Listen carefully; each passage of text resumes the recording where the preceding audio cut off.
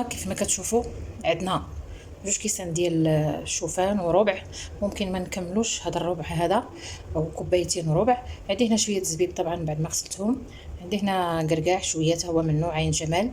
هذا دقيق البر، يعني دقيق الشعير هنا كيقولوا لهم البر.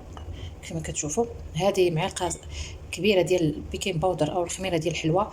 هذه معلقه صغيره ديال الفاني، وعندي بيضه، والخل ان شاء الله غناخذ منه معلقه صغيره. نشرعوا في العجين. الاول نخلطوا النواشف كيف ما كتشوفوا.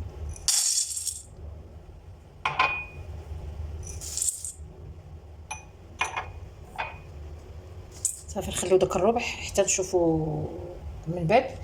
نضيفوا الزبيب،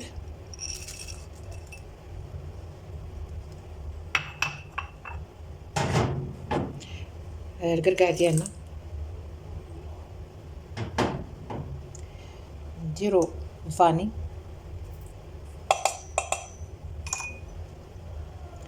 الخميره ديالنا،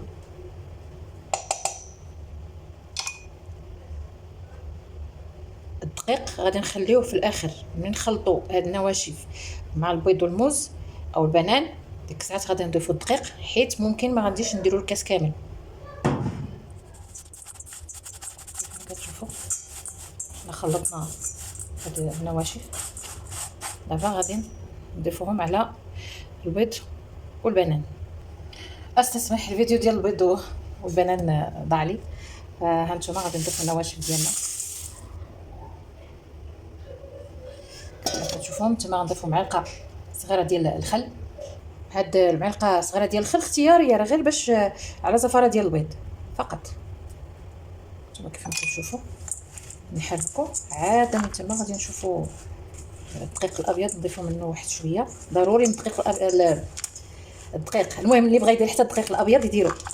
هذا الدقيق ديالنا ديال الشعير ضروري غنضيفو شويه منه، باش حيت الشوفان ما غاديش يتجمع علينا الخليط الا ما ضفنا دقيق ثاني. يعني ممكن نضيفو الفينو، ممكن الدقيق الابيض كيف ما قلت لكم، ممكن البر. انا بغينا نديرو البر.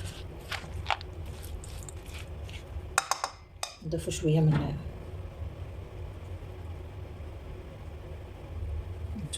يعني قيمت نص كاس.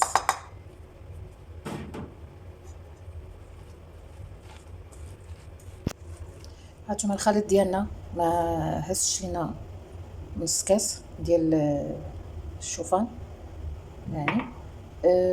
والدقيق نص كاس ديال دقيق البر اللي درت، فكيبان يعني ماشي جاري، عادي يعني. هانتو كيف ما كتشوف. هذا اثناء وجدت الصينيه ديالي درت فيها الورق ديال الزبده. غادي نهزو غير باليد، او ممكن ديروا الملعقه، او ممكن ديروا الملعقه ديال الايس كريم او ديال الطعميه، كنتم عارفين كيفاش دايره. صافي وكتحطوا بحال انا دابا حيت ماسكه التليفون بايدي، اما راه ندير بالمعلقه. هانتوما كتبداو غير هكا باش يجي دائر، ما محتاجش يعني نكركبوه يعني بيدينا بجوج. يد وحده او ملعقه تهزو تحطوه، تنزلوا بملعقه اخرى بحال ما هكا، ونوسعوا حيت مازال غادي دير لينا تحل. واللي بغى الحجم كبير يكبر، واللي بغى صغير يصغر، واللي بغى تاني تكون غليظه يديرها يغلظها، واللي بغى تكون رقيقه يرققها اللي بغيتو. المهم بحال هكا غادي نضغطوا عليها شويه، نحاول نقادها.